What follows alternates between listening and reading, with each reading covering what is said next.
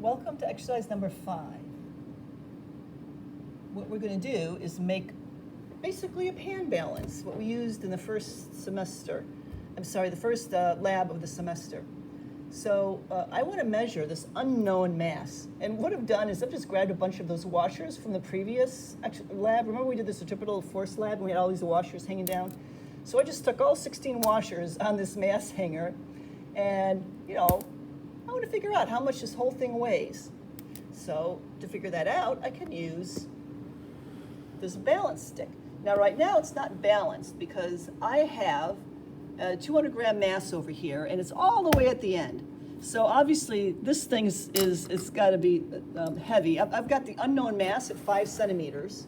So my 200 gram mass is obviously heavier than that. Of course, it's not going to work if you have something that's heavier than 200 grams on the right-hand side, but I picked something that's not as heavy. So I've also made the meter stick at its center of mass. So right now, the meter stick is in equilibrium. There's equal masses on each side just due to the meter stick itself. So we don't have to worry about the meter stick playing any role in this. There's the meter stick's weight is evenly distributed, and the torques due to the meter stick is 0. So we just have to worry about these masses. So to balance it, I'm going to take this. There's a whole bunch of photo gates left over. I'm going to move this over until I get balance condition. So, nope, I'm close actually. This thing's not too far from 200 grams because I don't have to move it that far to balance it. Very close. Oh. Okay, it looks like I've got the balance condition there. It's balancing out. So let's just make sure the masses are both hanging. Okay, the meter stick is balanced. So I've got the meter stick balanced. Now I'm going to show you how to figure out the unknown mass.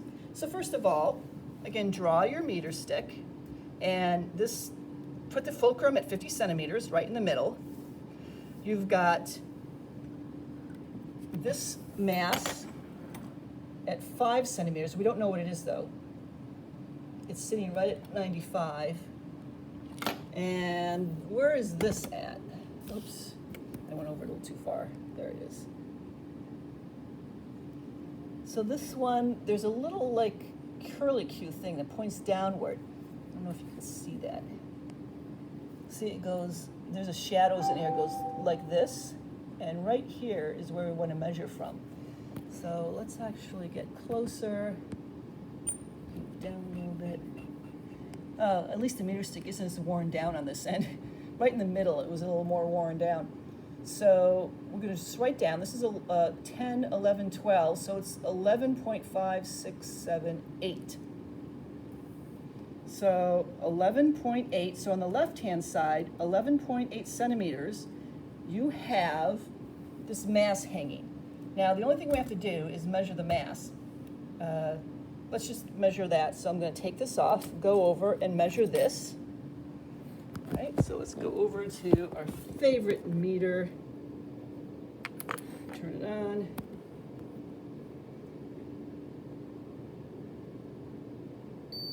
Okay, so that's the 200 grams plus the mass of that holder. So you can see it's 221.9 grams. So at 11.8 centimeters on the left-hand side, you have 229 grams. And what is that? How do you change that into weight? Well, it's in kilograms, right? You have to change that to kilograms, 0.221 grams times 9.8. So you should write that down. Calculate that out, put that down on the left-hand side, and you can go 4 significant digits because that's how many digits you can see on there. So then on the right-hand side, what do? Well, we don't have the mass on the right-hand side. So how do you figure out? How do you figure it out? Well, you got to set up a little ratio. We know the torques on the right-hand side should be equal and opposite to the torques on the left-hand side. So now we know the torques on the left-hand side. Oops, sorry. There. let's look at the torques on the left-hand side. Again, those are the positive torques. Those are the counterclockwise torques.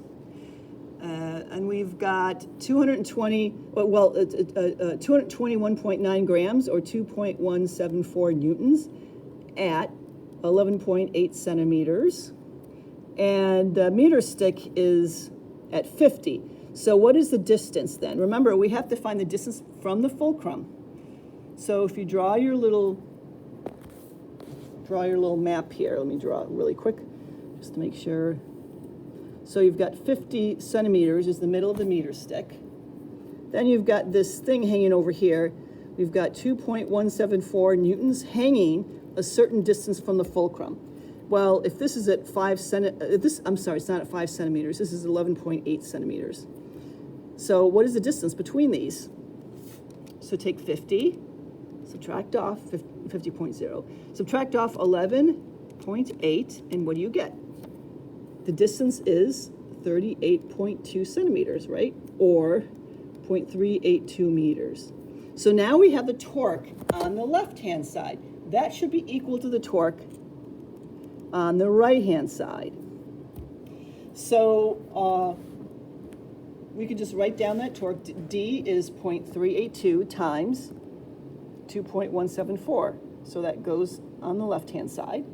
And that should be equal to the torque on the right-hand side, which is the mass times gravity. So the mass that we're trying to figure out, the unknown mass, times the distance it is away from the equilibrium position. So we know that the mass over here, I've already said it's at 5 centimeter mark, right? Or actually 95. So we have to figure out 95 minus 50. You can do that in your head.